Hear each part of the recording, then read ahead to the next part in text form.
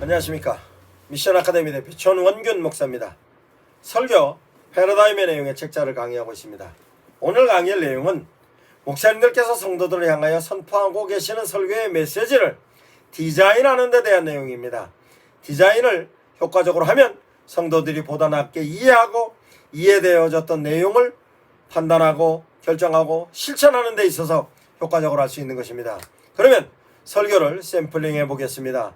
현재의 상황을 놓고, 현재는 코로나 위기 상황입니다. 위기 상황인데 그 중에서 도덕적인 부분에 있어서의 위기 상황을 설정하겠습니다. 도덕적인 부분에 있어서 영상을 통해서 많은 데 대한 내용을 문제로 제기하고 있습니다. 그 내용을 성도들을 향하여서 도덕적인 부분에 있어서의 변화를 목적으로 하는 것으로 설정하겠습니다. 도덕적인 부분에 있어서의 성도들을 향하여서 삶을 하나님의 뜻에 합당한 삶으로 살아야 된다는 변화를, 현재 삶을 변화시키는 내용을 목적으로 했습니다. 그럼 변화 목적 설교로 샘플링을 했습니다. 상황은 위기 상황 가운데 도덕적인 위기 상황입니다. 그러면 변화를 목적으로 하였을 때는 어떤 방식으로 하나님의 메시지를 선포할 것인가? 변화에 대한 내용은 현재 삶의 내용을 바꾸는 것으로서 현재 삶의 내용이 잘못됐다는 내용을 진단해야 하는 것입니다. 그러면 진단해낸 데 대한 내용은 성경에서 설교의 전달 방식으로 보면 제사장적 방식, 예언자적 방식, 선지자적 방식, 교육자적 방식에서 예언자적 방식이 삶을 성경을 통해서 진단하고 진단되어졌던 내용을 예언하는 내용이므로 예언자적 방식으로 샘플링 하겠습니다. 그러면 코로나 위기 상황의 변화를 목적으로 한 예언자적 방식으로 설교를 합니다. 그러면 설교를 원고를 구성하는 데 있어서는 어떤 형태로 하는가?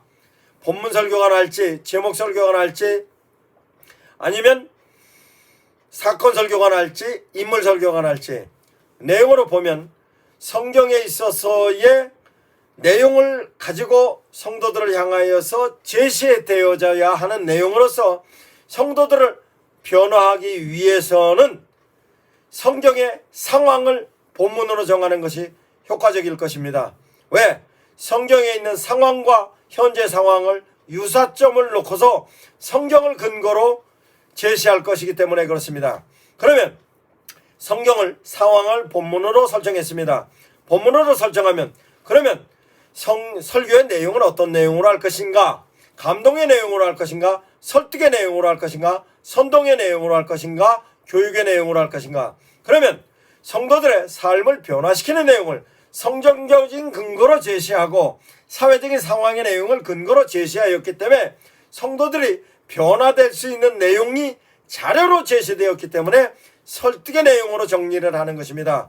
그러면 설득적인 내용으로 설교하는 것으로 샘플링이 되는 것입니다. 그것을 성경을 통해서 성경을 어떤 방향으로 적용했는가, 인바운드로 적용했는가, 아웃바운드로 적용했는가에 대해서 성경의 적용은 내가 현재 처해 있는 삶과 삶의 방식을 성경에 비추어서 본 것이므로 예언자적인 설교의 내용으로서 제시되었기 때문에 성경적 인바운드적인 내용으로서 내가 하나님을 향하여 실천하는 모습이므로 믿음의 로드맵인 것입니다.